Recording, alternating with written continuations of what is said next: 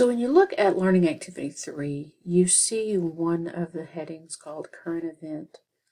And this is actually due on October the 9th. Anytime you get it finished, go ahead and submit it, but you need to have it finished by the date that's listed here, and for your class it's October the 9th. But there's a sign-up sheet here, and there's a link to the drive here. So when I click on this sign-up sheet, this is what's going to pop up. I have 5 examples from what students have done in the past. And this, if you look at the bottom, is your course to click on and sign up. The same information is found on both of these. It's just a slightly different color. So go ahead and choose your topic and the science standards that you think it's going to best suit. And when you finish your video, so my suggestion would be to put together a PowerPoint and then record it using something like Screencast-O-Matic or something along those lines. And go ahead and upload it as a YouTube video and make it unlisted. That way you're the only people that can see it are those who have the link.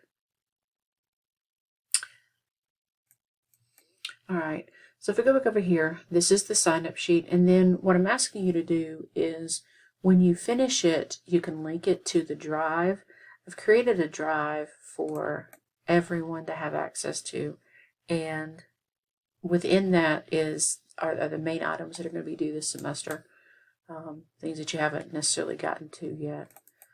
So one of those, current event, this is the sign-up sheet, and this is the rubric that is also listed in CourseDen. It goes through in detail what the expectations are for the assignment, how you should do it, and what I'm looking for. Basically, I want you to find something that is current and happening in the world right now that relates to science. And there's a lot of stuff out there. You just have to decide which one is interesting to you. So remember, we're always trying to connect science to all of our other content areas. So if we think about this assignment, it's more about connecting to ELA and having them read about things that are currently happening and then making the connection back to what science that they can learn through that.